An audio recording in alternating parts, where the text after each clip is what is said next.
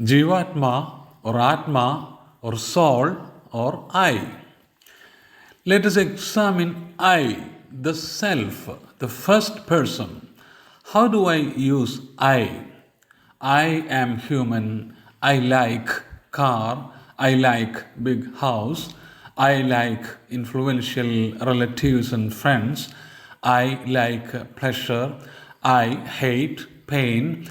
I hate to get sick. I fear death.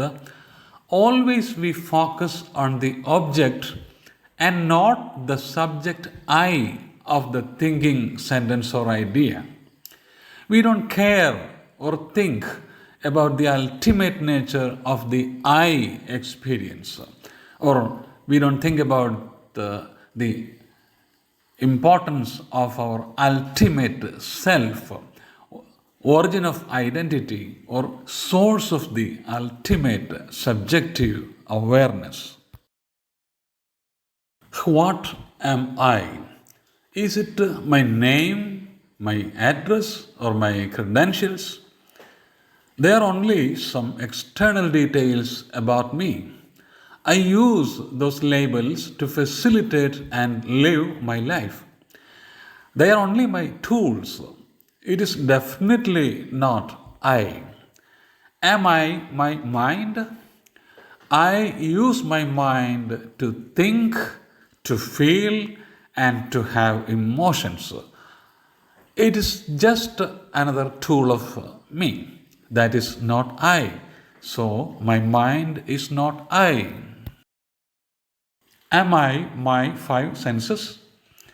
I use my senses to navigate my life just like a pilot uses the data from the instruments in the cockpit of a plane to cruise ahead. My senses are only tools for data input. It is not I. Is my intellect I? I use my intellect for processing data and reasoning to arrive at the best choice of available options or alternatives like the microprocessor in a computer. It is just another tool deep down. It is not I. Am I my body? Looking closely, I see my body doing so many things intentionally or unintentionally with definite aims and without aims, doing good karma, bad karma, eating, mating, desiring, getting attached, getting bored, getting old, and finally dying. Fear of death happens when we identify ourself or I as a physical body. Body is a comprehensive collection of tools which I use to experience the external world and the internal world too, to a limited extent. My body is not I, obviously.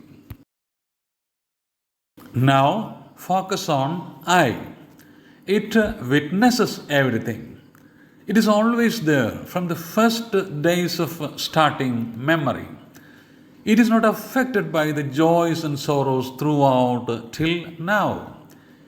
Digging deeper to the roots of I, it is the consciousness in me. It is unlimited. It has no boundaries. It is always present. It looks spreading to the whole cosmos. Rather, the cosmos is inside it. I consciousness is the same in all beings. Our consciousness is shared by all entities or beings. What happens to I when the body dies? We fall into a deep sleep and get reborn to settle the unsettled accounts of karma bandha with the bodies of other people in previous lives.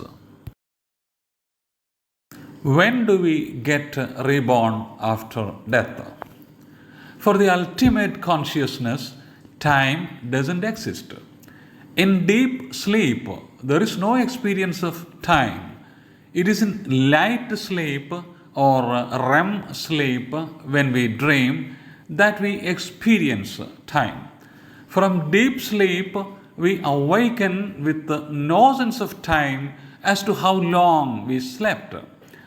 But we say usually that we had a good sleep, which means there was a bit of awareness present. Likewise, when we get reborn is irrelevant in the absence of time. Even in the objective world, time originated only from Big Bang. Before that, there was no time. Movement of matter causes time. Matter is always in either external movement or internal movement of its subatomic particles.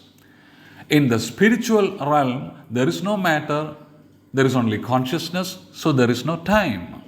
In the objective world, there is moving matter and time exists inevitably.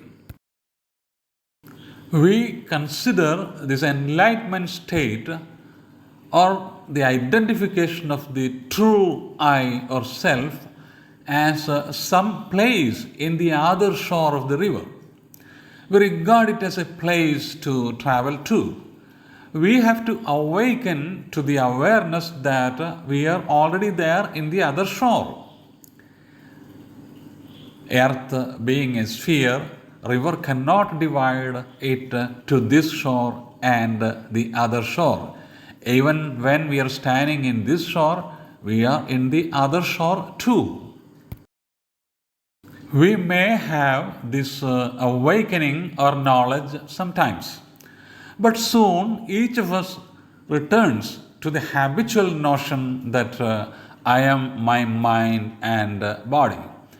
With how much clarity we awaken to this ultimate awareness determines how long we can stay in that enlightenment state.